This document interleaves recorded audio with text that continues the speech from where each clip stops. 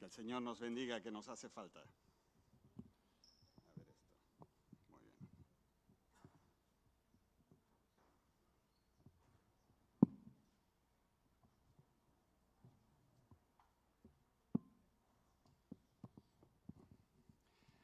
Muy bien, queridos. Estamos de nuevo aquí para escuchar la palabra del Señor y me imagino que vuestros corazones están también atentos a ver qué es lo que Él os quiere decir. Ruego, por favor, que pongáis la presentación. Hoy voy a continuar con la serie Palabras de Jesús. ¿De acuerdo? Y os invito a que vayáis con vuestras Biblias, los que las tenéis aquí, a Mateo capítulo 21. Mateo capítulo 21 y luego os diré los versículos.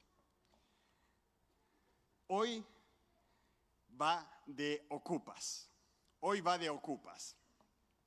Cualquiera que tenga un negocio que implique permitir el que otra persona use lo que es tuyo, como algunos que alquilan terrenos, equipos, coches o pisos, te dirá que eso de dejarle el piso a alguien puede ser muy delicado y complicado. También te dirá que te asombrarías del desprecio que la gente muestra hacia las cosas que no le pertenecen.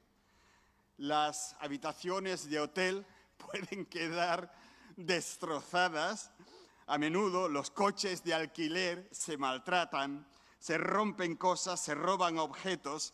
¿No os podéis imaginar cuando nosotros recibíamos ropa usada de Alemania o de Suiza la cantidad de cucharas que venían de compañías aéreas? Colecciones completas de Iberia, cuando tenían cucharitas de metal, toallas del hotel no sé qué, un albornoz del hotel no sé cuánto, todos con su escudo, y decíamos, pero ¿y esto qué es? No, es que yo lo colecciono. Digo, pero esto no es tuyo, ¿no? Pero no importa, no importa, ¿no? Y bueno, todo eso, y además los apartamentos, y por supuesto los que no pagan sus facturas. ¿A quién le gustan de vosotros, por favor que levante la mano, a quién le gustan los ocupas? No encuentro a nadie, ¿de acuerdo? Vale, todo lo destrozan. No solamente no pagan, sino que generan gastos de todo tipo y encima hay que pagarles la electricidad, el agua y arreglar los destrozos que nos han hecho. Recientemente, durante la ceremonia de dedicación de un templo mormón en Nauvoo, un hotel se dio cuenta de que parecían estar consumiendo mucha más comida que de costumbre en su desayuno libre y que se gastaban muchísimas toallas y que la piscina estaba más llena de lo normal. Y entonces hicieron una revisión de las habitaciones y en una habitación encontraron más de 20 personas usando la ducha, la piscina y el desayuno. Nuestra parábola en esta mañana nos muestra que esta forma de comportarse, de ocupar, de destrozar lo que no es tuyo, no es nuevo. Os invito a que vayáis conmigo al versículo 33 de Mateo 21 y voy a leer todo el texto, estas palabras de Jesús, que en esta parábola se nos pone a hablar de unos labradores malvados. Hoy podríamos decir unos ocupas modernos, ¿vale? Vamos a leer el texto. Oíd otra parábola. Un hombre, propietario de una finca, plantó una viña, la rodeó con una cerca, cavó en ella un lagar y edificó una torre. Eso de cavar un lagar no era cualquier cosa, porque los lagares se hacían en piedra viva. Había que hacer un agujero en la piedra viva, bastante grande, ¿no? Vale. Luego la arrendó a unos labradores y se fue lejos. Cuando se acercó el tiempo de vendimiar, envió a sus siervos a los labradores para que recibieran sus frutos. Pero los labradores tomaron a los siervos y golpearon a uno, mataron a otro y a otro lo apedrearon. El Señor mandó de nuevo otros siervos, en mayor número que los primeros, y los labradores hicieron con ellos lo mismo. Finalmente les envió su hijo pensando, tendrán respeto a mi hijo. Pero los labradores, cuando lo vieron, dijeron entre sí: este es el heredero, venid, matémoslo y apoderémonos de su heredad. Y lo tomaron, lo echaron fuera de la viña y lo mataron. Cuando venga pues el señor de la viña, ¿qué hará a aquellos labradores? Le dijeron: destruirá a los malos sin misericordia y arrendará su viña a otros labradores que le paguen el fruto a su tiempo. Jesús les preguntó: ¿nunca leísteis en las Escrituras: la piedra que desecharon los edificadores ha venido a ser piedra angular? El Señor ha hecho esto y es cosa maravillosa a nuestros ojos. Por tanto, os digo que el reino de Dios se os quitará y será entregado a gente que produzca los frutos propios de él. El que caiga sobre esta piedra será quebrantado y será desmenuzado aquel sobre quien caiga la piedra. Al oír sus parábolas, los principales sacerdotes y los fariseos entendieron que hablaba de ellos. Buscaban el modo de echarle mano, pero temían al pueblo porque lo tenían por profeta. Aquí en Mateo 21 se nos habla de un hombre que planta una viña y se la alquila a unos trabajadores. Cuando llega el momento de cobrar la renta, los trabajadores no solo se niegan a pagar, sino que tratan de manipular y de tratar la viña como si fuera propia, como si fuera suya. Los protagonistas de esta parábola son bastante evidentes. El dueño, ¿a quién representa? A Dios, de acuerdo. La viña, Israel. En varios textos bíblicos se compara a Israel con una viña que Dios planta en la tierra prometida. Los trabajadores de la viña son los líderes religiosos y al final de la parábola leemos que estos peces gordos religiosos sabían que Jesús estaba hablando de ellos. Los mensajeros que el dueño envía son o representan a los profetas, representan a aquellos que predican la palabra del Señor, y el Hijo, por supuesto, representaba a Jesús.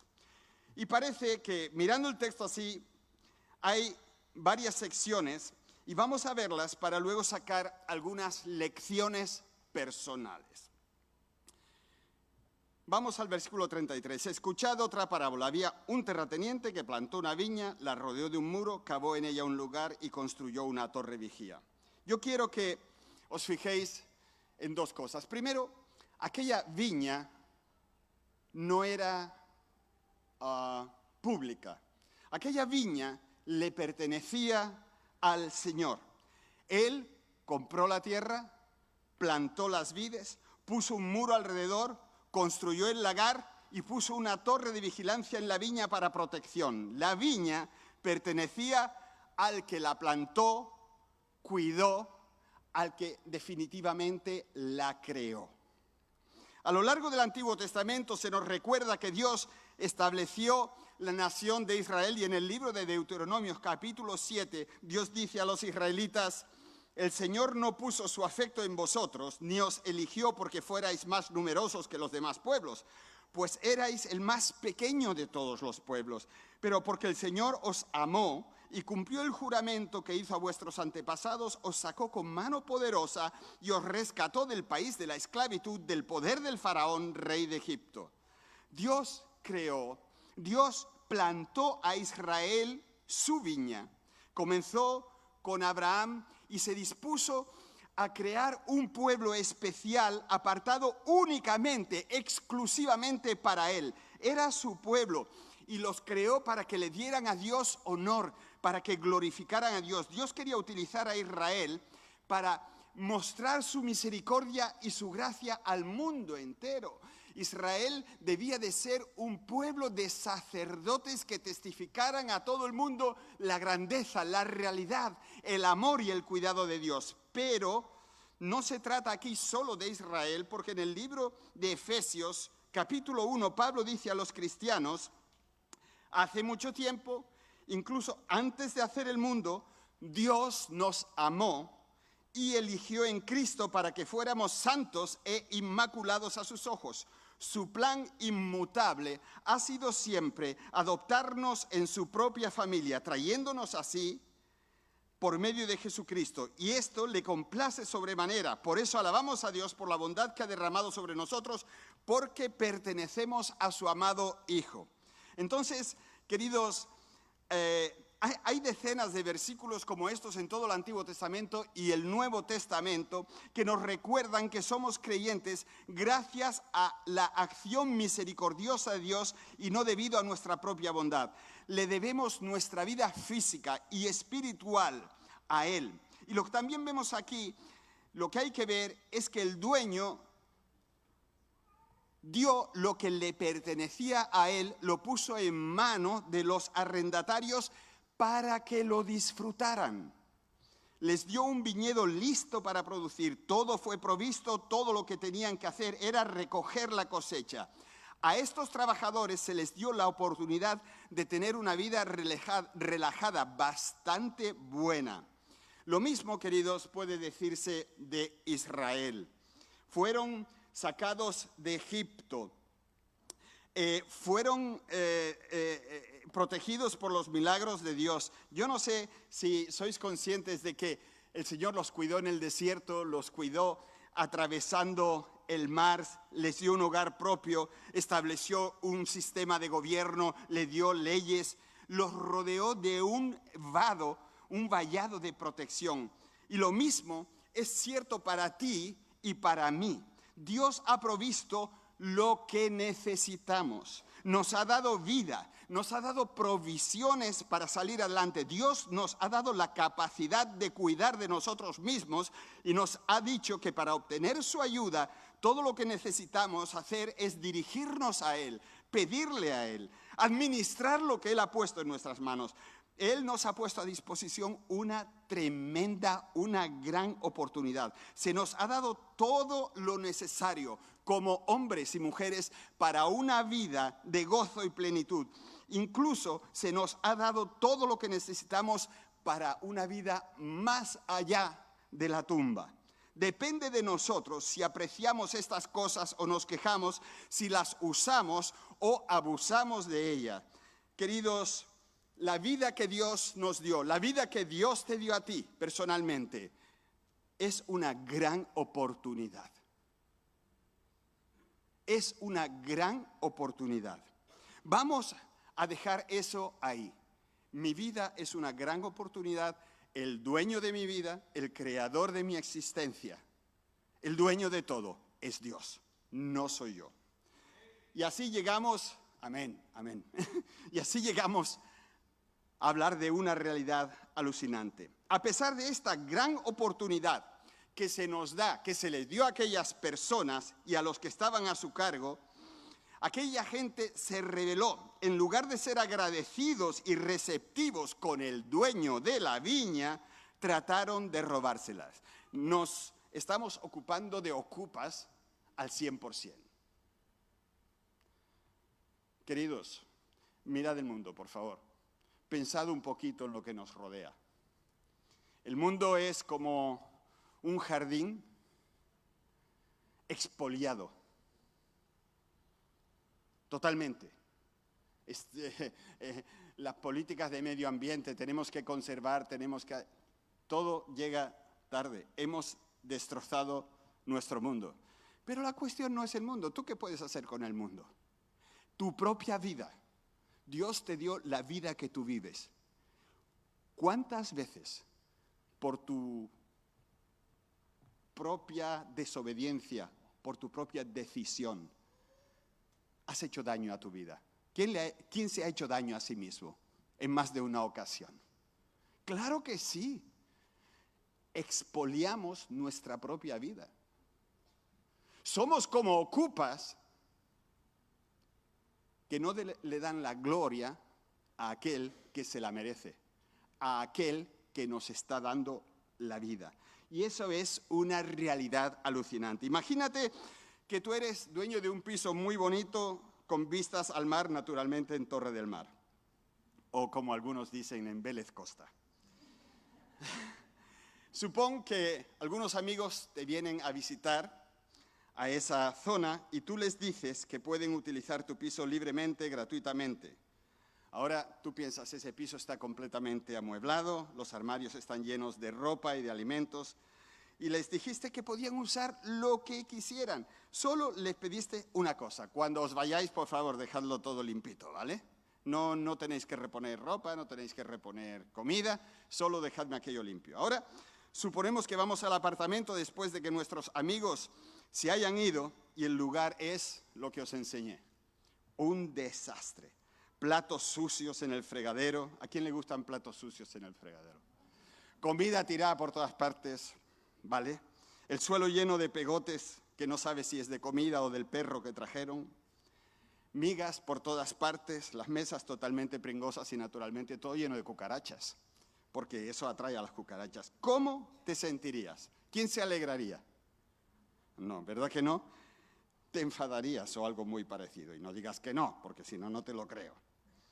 Ahora, tú te encuentras con ese amigo o esos amigos y los confrontas sobre el uso que hicieron de tu piso y tu condición única de que antes de irse lo limpiaran todo. ¿Qué pasaría si te responden: mira, realmente nos molestó que tú nos pidieras que limpiásemos el piso antes de irnos? Y tú lo miras mosqueado y en ese momento te sacuden un puñetazo en la nariz. ¿Cómo te sentirías? Cacho amigos que tengo, ¿no? Qué maravilla, qué gente. Estarías cabreado. ¿Quién estaría cabreado? ¿Quién estaría dolido? Claro, yo también. Y creo que es algo parecido a lo que sintió el dueño de la viña cuando envió a sus hombres a cobrar el arrendamiento rústico y fueron desoídos, golpeados y finalmente asesinados. Imagínate cómo se sentiría cuando cogieron a su hijo y también lo mataron. Imagina cómo se debe sentir Dios cuando nos da de todo, cuando nos rodea de su maravillosa presencia y nosotros no lo honramos, no le damos lo que es de él. En Romanos 3, Pablo es contundente y dice: no hay nadie justo, nadie que entienda, nadie que busque a Dios. No hay temor de Dios ante sus ojos. El diagnóstico de Pablo es simple: la gente no ama a Dios. Más bien se lo quieren quitar de encima. Y sería bueno pensar que la gente no odia a Dios hoy en día, pero en todas partes se ve gente que odia a Dios y lo odian por diferentes razones. Rechazan, por ejemplo, la idea de estar sujetos a alguien. A nadie le gusta vivir bajo autoridad, especialmente la autoridad suprema. Cada uno de nosotros tiende hacer su propia ley. Vivimos en un día en que el grito es: nadie tiene el derecho de decirme a mí lo que es bueno y lo que es malo. Nadie tiene el derecho de decirme lo que tengo que hacer o no tengo que hacer. Y eso incluye a Dios. No importa para la gente si Dios es el creador y el dueño de todo. No les importa. La cuestión es que no quieren, se resisten a ser confrontados también con su propio pecado. Jesús nos dijo que las tinieblas odian la luz. Y cuando la luz entra en un cuarto oscuro, expone lo que antes estaba escondido. Cuando Dios está o sencillamente se acerca a nuestras vidas, nuestro pecado es expuesto por la presencia de su santidad, por su luz. Nadie quiere enfrentarse con eso. Nadie quiere enfrentar sus propias miserias y pecados. Preferimos ser felicitados por los buenecitos que somos y lo espirituales que somos, en lugar de arrepentirnos. Y eso, queridos, es tremendo. Preferimos matar al mensajero. No importa que el pecado nos separe de Dios y nos robe la alegría, el deseo de vivir, que nos robe el propósito. No importa, la cuestión es que no nos confronten con las cosas que son desagradables y que sabemos que están mal. No se quiere aceptar el hecho de que la voluntad de Dios y la nuestra puedan diferir. Queremos que todo salga como nosotros deseamos y que pase ya. Cuando ocurre una tragedia, cuando surgen dificultades, cuando el camino se pone difícil, preferimos quejarnos contra Dios que confiar en Él. Queridos, esos son todos expresiones de un rechazo de su autoridad. Al final, lo que el hombre moderno, lo que el hombre hoy en día quiere y lo que muchos creyentes todavía no han comprendido es que siguen queriendo ser Dios. Esa tendencia es tan antigua como Eva. A ella la sedujo la idea de que podía ser como Dios. Eva no pudo resistirse a intentar derrocar al dueño del jardín, y es por eso que gran parte del movimiento de la nueva era, de religiones contemporáneas hechas por el hombre son tan populares, porque me dicen que yo puedo ser como Dios, y es la mentira de Satanás disfrazada de vocación religiosa. La gente revela su odio hacia Dios de muchas maneras. Mira, se ataca a Dios públicamente, sin problemas. Se crean dioses y religiones falsas, o se le da a otras cosas más importancia que a Dios. Al participar en la adoración superficial, queridos, es algo también que nos aleja de Dios. Al modificar las leyes de Dios y calificarlas para justificar nuestro propio pecado. Mira, aquí, nuestra España, y yo no lo digo esto como político, sino como pastor, desde Zapatero para acá, lo que estamos viviendo en el sentido moral y ético es devastador, es una hecatombe, es una luz de porquería. Las leyes, una y otra y otra y otra, y todas esas leyes atacando directamente la ley de Dios y los principios divinos.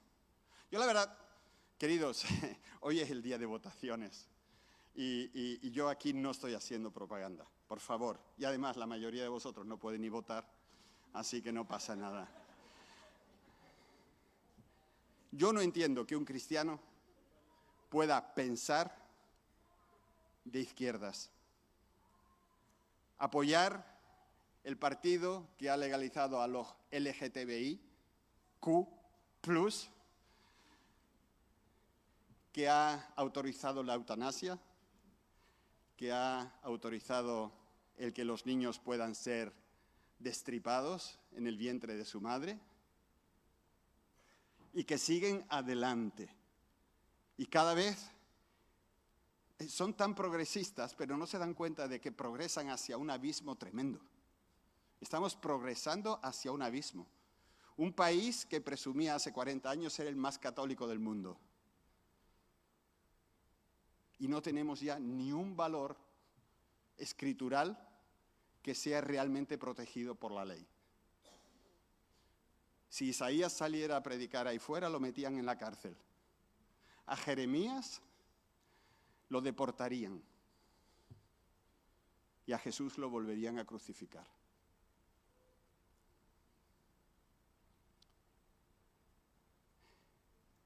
Nuestra sociedad se está moviendo como si el jardín fuera suyo. Y cuando viene alguien en nombre del Señor y dice, eso es pecado, ya los vemos como se agachan para coger las piedras más gordas y tirárselas. Somos un país que con sus leyes demuestra un tremendo odio a todo lo divino y a todo lo que viene de Dios. Suena duro, lo sé, pero es verdad, los seres humanos odian al Dios verdadero de una manera solapada y escondida o también abiertamente. Quieren a un Dios minúsculo que puedan manejar, mangonear y controlar. El verdadero Dios no es ni lo uno ni lo otro. Y a la gente no les gusta. Déjame preguntarte, ¿tú mismo crees que con tu vida y lo que estás haciendo eres o estás exponiendo que amas a Dios o no? Porque esa es una de las opciones. Yo con mi vida amo a Dios o yo con mi vida odio a Dios. Porque si yo amo a Dios con mi vida, soy el que está en el jardín y sé que ese viñedo no es mío y estoy produciendo y gozándome en el producto de esas viñas, pero yo sé que tiene un dueño. Pero los otros no. Yo vivo como vivo y cuando quiero algo se lo pido a Dios, pero por lo demás yo vivo como vivo. Y no te das cuenta de que estás quemando a las viñas y de que tú le debes una responsabilidad a ese Dios. Descartar a Dios como irrelevante en la vida, como que Él no tiene nada que ver con mi vida, es lo mismo que odiarlo. Por eso la pregunta no es cualquier pregunta. Si yo te digo, ¿tú qué? ¿Amas o odias a Dios? ¿Amas a Dios o lo odias? Te quiero hablar de una posibilidad aplastante. Al final del relato, Jesús se dirige a los que están allí y les pregunta, ¿qué debe de hacer el propietario? Sería como si dijéramos, ¿qué debe hacer el dueño del piso con el que se niega a pagar el alquiler? ¿Qué deberíamos de hacer? A ver, tú tienes un piso y no te pagan el alquiler. ¿Qué debes de hacer? Echarlo, ¿verdad? Bueno, echarlo es una palabra muy suave, ¿no? Vamos a decirlo de una forma legal. Deberían de desalojar a estas personas y alquilar el apartamento a alguien que pague, ¿verdad? ¿Qué debería hacerse con el trabajador que no hace el trabajo para el que fue contratado? ¿Tú qué hacías con él, Naki? Si tú contratabas a uno y no rendía, ¿tú qué hacías? Lo despedías con una gran fiesta, ¿verdad? Claro. Con otras palabras, cuando la gente contesta a la pregunta del Señor, se están condenando a sí mismos. Jesús les dice que la piedra que rechazan, que es Él mismo, se convertirá en la piedra angular del reino de Dios. Al rechazarlo a Él, están rechazando a Dios. Al rechazarlo a Él, muestran su propio odio. Yo no sé si sabéis bien que una piedra angular decide la dirección, marca la pauta, es el fundamento y lo que agarra todo y lo mantiene junto para que no se venga abajo. Versículo 43. Por eso os digo que el reino de Dios os será quitado y será dado a un pueblo que produzca su fruto. El que caiga sobre esta piedra se hará pedazos, pero aquel sobre quien caiga será aplastado. En estas palabras, Jesús está anunciando algo sorprendente o aplastante. El mensaje de salvación iba a ser dado a otros pueblos, a otras personas, en este caso a los gentiles y a los marginados de la sociedad. Dios iba a abrir sus brazos a cualquiera que le obedeciera y le amara. Y los judíos creían que ellos eran algo exclusivo, solo ellos eran de Dios, pero eso estaba a punto de cambiar. Y queridos, cometemos un error cuando decimos que Dios es infinito en paciencia, cuando decimos que la paciencia de Dios es interminable, que nunca jamás va a cesar. A veces también decimos que Dios es infinito en misericordia, pero las dos cosas son mentira. Ninguna de esas cosas es cierta. Dios es misericordioso y paciente. Dios es increíblemente misericordioso e increíblemente paciente, pero no infinitamente. Habrá un día, y ese día, queridos amigos y queridos hermanos, se está acercando, en el que el Todopoderoso, el dueño de la viña, va a decir basta ya, porque el dueño de la viña no es el presidente, el dueño de la viña no es el terrateniente, el dueño de la viña eres tú, y tú tienes una vida y tú tienes un llamado de Dios y tú no puedes hacer con tu vida lo que te da la gana. Ni siquiera tú puedes ser ahí un ocupa y destrozar toda tu existencia y andar por la vida como si Dios no existiera. ¡No! Tú le debes a Dios obediencia. Él te hizo, Él tiene un propósito para tu vida. Él quiere salvarte, Él quiere que tu vida dé fruto, Él quiere que tú disfrutes la vida. Pero si tú te empeñas en arrancar las cosas, en estropearlas y en echar a Dios de su propia creación, el resultado es amargo. El resultado es terrible, porque te alejas de la voluntad de Dios y te conviertes como, yo qué sé, como esas piedras que van por el universo sin dirección y sin sentido, en una soledad total, sin cabeza.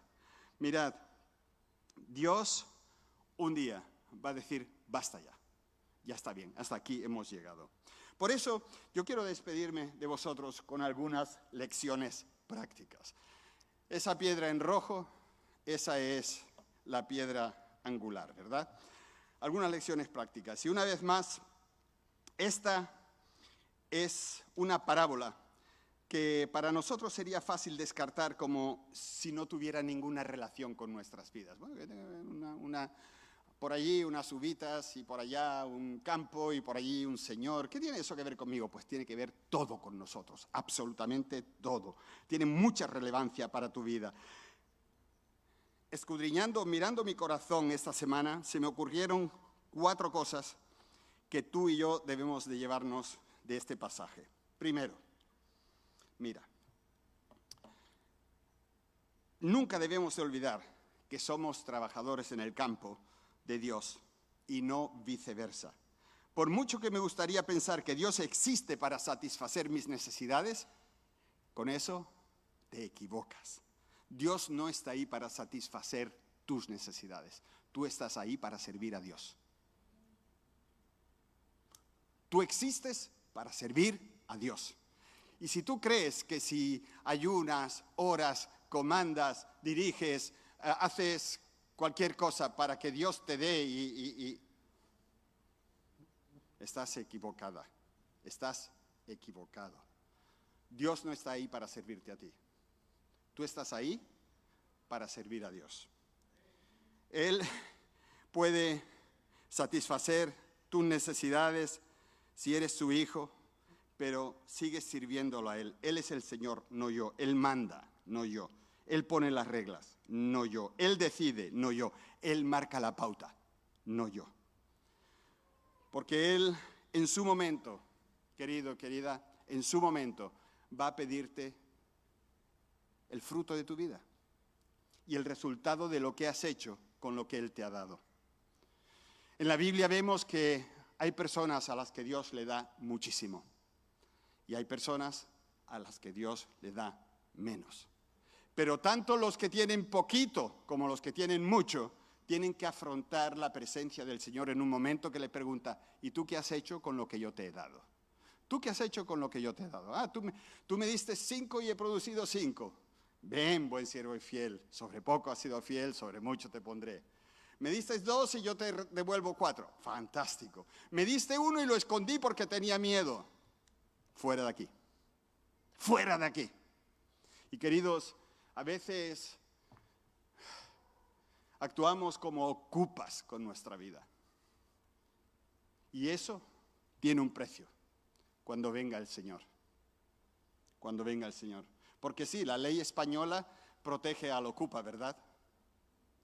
Tú puedes ocupar una casa y si tienes niños no hay quien te eche. Estás ahí 5 años, 10 años viviendo del cuento. Con Dios eso no funciona.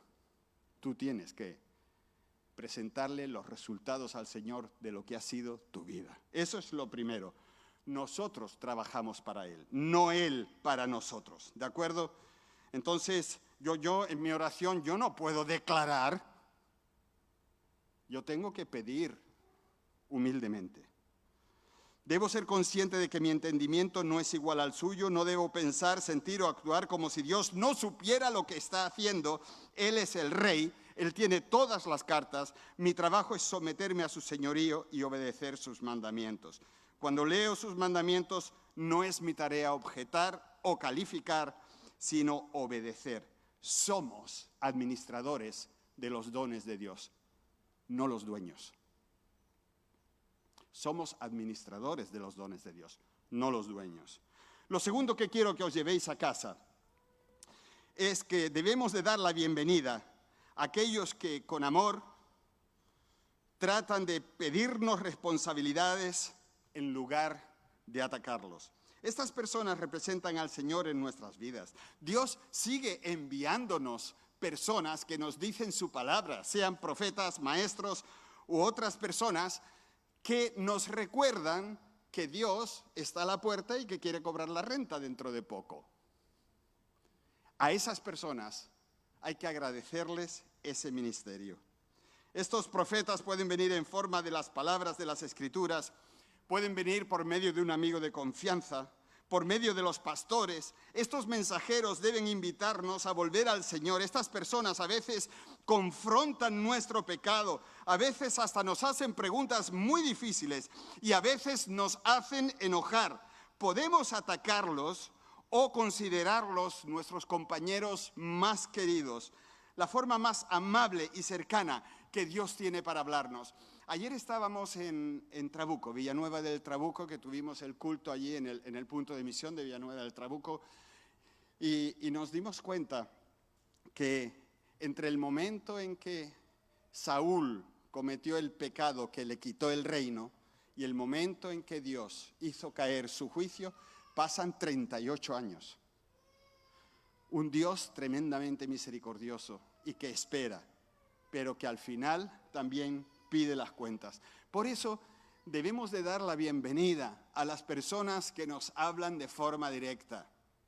Debemos de aguantar el enojo y sacar el agradecimiento. Te voy a leer Proverbios 27:6, que se lo leí el otro día a unos hermanos que nos reunimos aquí, a los colaboradores de la iglesia. Os leo primero una traducción cualquiera. Dice, Proverbios 27:6, en las heridas de un amigo se puede confiar, pero un enemigo multiplica los besos. Eso, digo, ¿ah? Y busqué otra, y dice, la traducción de la Biblia de las Américas, el que te quiere te aporrea. Dale un golpe al que está al lado tuyo, flojito. Flojito, ¿eh? El que te quiere te aporrea. El enemigo te abraza hipócritamente. ¿Sabes? Cuando el evangelio es todo, allí detrás se han pegado en la... fuerte. ¿Sabes? Cuando el mensaje que tú escuchas es dulcísimo y está lleno de sacarina hasta arriba, eso es peligroso, es hipócrita.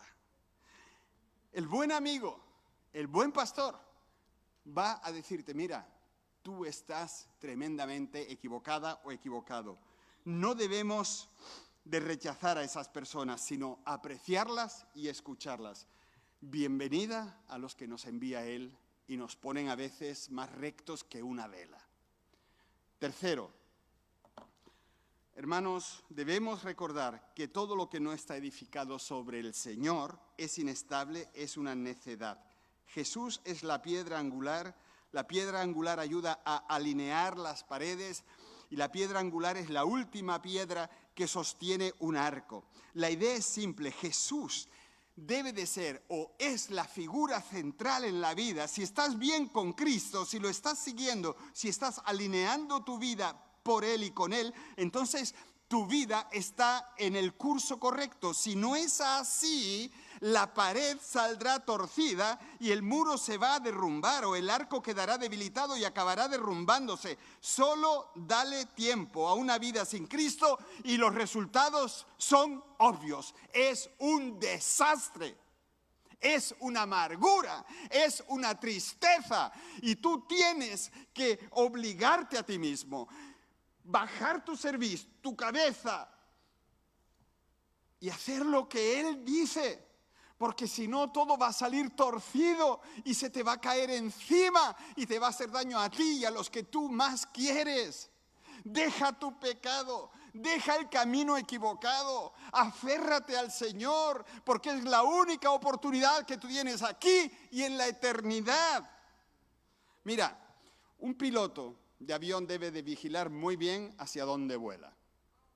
Si tú sales de Madrid con 2 grados de desviación y quieres llegar a Buenos Aires, si la desviación es el norte, llegas a Perú. Y si es al sur, te vas al polo sur. Es decir, si tú no alineas tu vida bien, al cabo del tiempo, la desviación es muy fuerte. No sé si habéis leído que un avión de Air Europa con un fallo de programación casi se estrella. Empezó ¿Dónde fue? ¿Dónde fue, Anne? ¿Dónde fue? No la veo a mi mujer. Cogió la pista de aterrizaje y el avión no subía, y aceleraba y no subía. Y cuando faltaban escasos 400 metros para acabar la pista, empezó a subir. Llegó al final de la pista a 3 metros de altura. Un avión con 400 personas a 3 metros de altura. Fallo de programación, Dios mío, por favor. Queridos, es un fallo de programación cuando nosotros no estamos haciendo lo que Dios dice.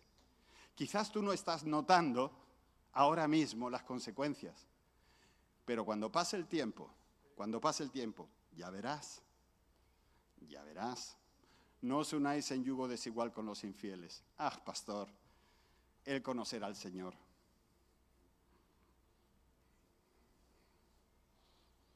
¿Tú qué me dices, Mary? ¿Verdad que es doloroso? Es duro, ¿verdad? ¿Y tú, Mercedes, qué me dices? Pues sí, durísimo. Pero han tenido que pasar 10 años, 40 años. Pero la pista acaba. El momento en que el Señor viene y dice, ¿qué has hecho con tu vida? Está ahí. Y el dolor es tremendo. Así que esta parábola, queridos, nos recuerda que el tiempo es corto. El tiempo para hacer los cambios necesarios en la vida no es mañana. Los cambios hay que hacerlos ahora mismo. Ahora mismo. Mira, algunos de vosotros os parecéis a esta criatura. Está huyendo, está yéndose, está alejándose. No sigas, vuélvete a Él, no peques, déjalo estar, porque el Señor va a pedirte los resultados de la viña, de tu vida. Tú no eres un ocupa para hacer las cosas como quieras. Sométete a Él, no te alejes de Él más.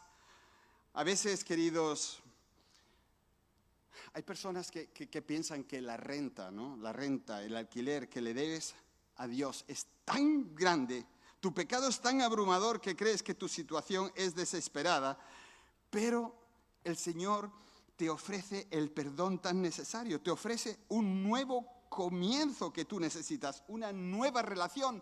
Da la vuelta, no sigas corriendo, deja de resistirte, empieza a confiar de nuevo en Él, no ignores al Hijo, es hora de que lo recibas, de que le des la bienvenida en tu vida, de que comience algo nuevo. No sigas corriendo, amigo, no sigas alejándote, eso solo te va a destrozar la vida, te va a producir dolor.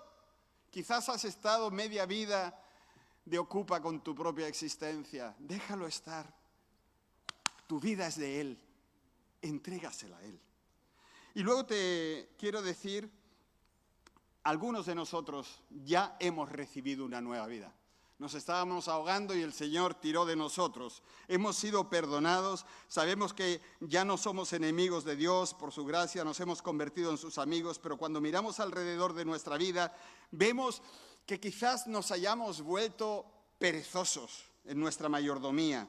La mala hierba está empezando a crecer por encima de las vides y la cosecha está sufriendo. Somos como las personas que se olvidan de cambiar el aceite del motor de su coche. Estamos a punto de gripar nuestras vidas a pesar de ser cristianos. Somos como el leñador que se olvida de afilar el hacha o el estudiante que no estudia.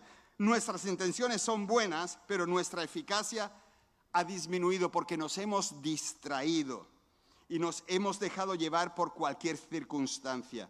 Mirad, algunos tienen la intención de hacer los cambios necesarios algún día, pero cuando más esperamos, más nos desviamos del camino. Esta parábola nos está llamando, queridos, a realinear nuestros corazones con la voluntad de Dios para nosotros.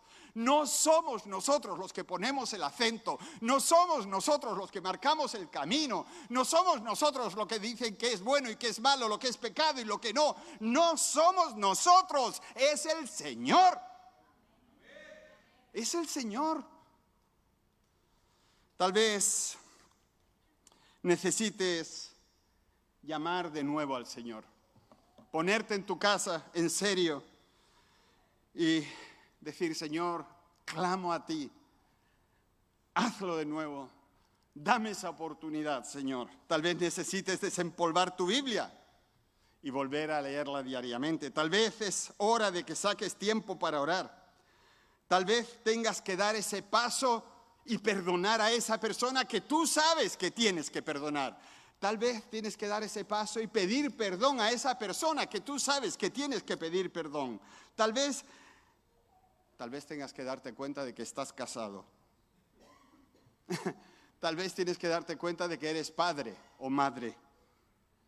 Tal vez necesites empezar a tomarte en serio los compromisos que has aceptado al entregar tu vida a Cristo.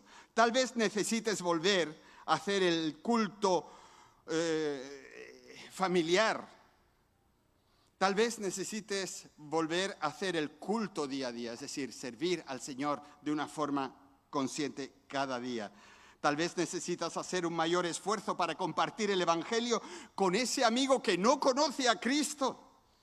Tal vez necesitas comenzar ese ministerio que Dios ha puesto en tu corazón y tienes que dar ese paso definitivo. Tal vez tengas que, rellena tú mismo el blanco. Tal vez tengas que, tú sabes, tú lo sabes. Lo que sea que tengas que hacer para realinear tu corazón, ponlo en marcha. Cuanto más esperes, más desviado estarás. Y cuanto antes empieces, antes podrás pagar esa deuda de amor que tienes con Dios. Puedes seguir en su viña de ocupa. O puedes ocuparte de sus asuntos de una forma renovada y fresca. Mira, yo quiero despedirnos con un par de frases que están ahí y que tienen que ver con el Dios en el que creemos y al Dios que nosotros predicamos. Primero, Dios nunca pierde una batalla y Él está luchando por tu corazón. ¿Por qué tiene que seguir luchando? Entrégalo ya, lo primero. Segundo, Él siempre tiene la última palabra. Él sabe si tú eres una oveja o una cabra. A la hermana le gustan las frases contundentes. Dios mueve lo inamovible. Él rompe lo irrompible. Por eso nosotros vamos a ver milagros. ¿Dónde está nuestro flautista de Amelín? Hermano, ven acá, por favor.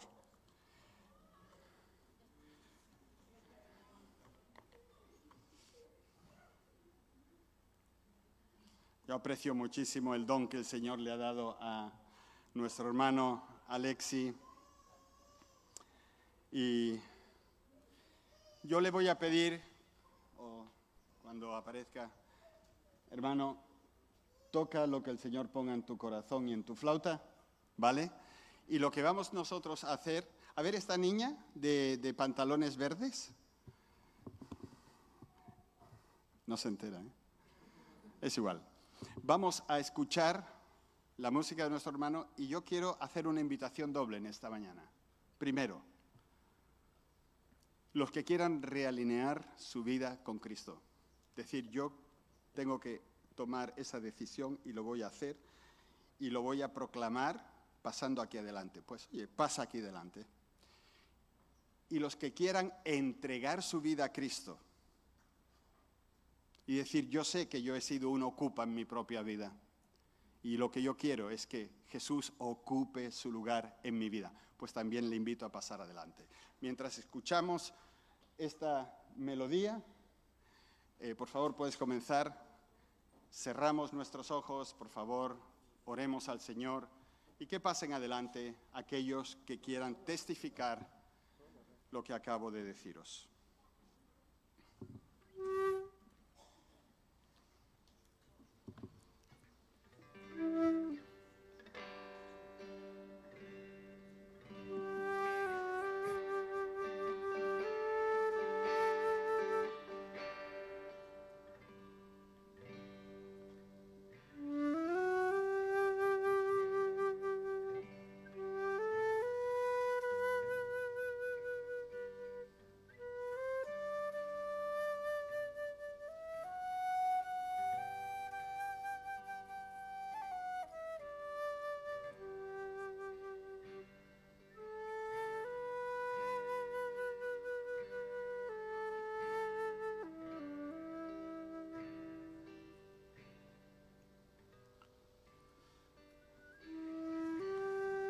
No es nuestra costumbre el invitar a nadie a que pase adelante, lo hacemos con muy poca frecuencia.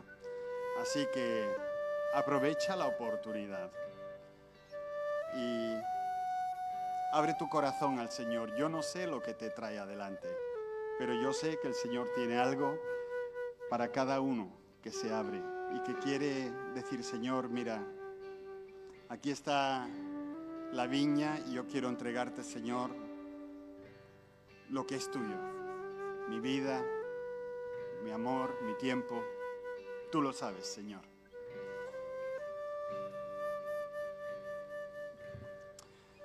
Padre Santo, tú conoces nuestros corazones, tú sabes la necesidad, Señor, que hay en mis hermanos, y me impacta, Señor, y me encoge el corazón ver tanta necesidad en tu casa, Señor, pero cuánta más necesidad hay en el mundo.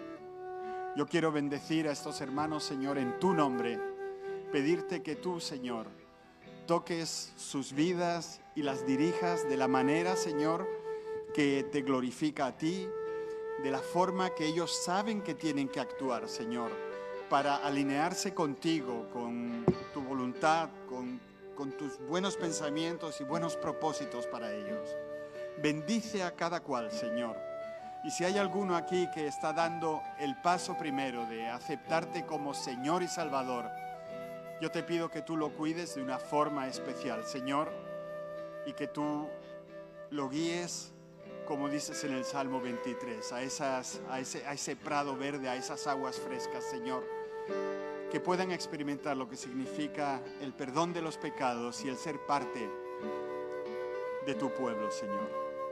En tu precioso nombre. Amén. Queridos, si hay alguien que tenga necesidad de una conversación pastoral, por favor, que se dirija a Timoteo, que se dirija a Juanma o que se dirija a mí. Si hay alguno que haya aceptado al Señor Jesús por primera vez en esta mañana, pues le ruego que se dirija a Timoteo y se lo diga para que Timoteo pueda dirigir sus primeros pasos. Podéis sentaros, que el Señor os bendiga.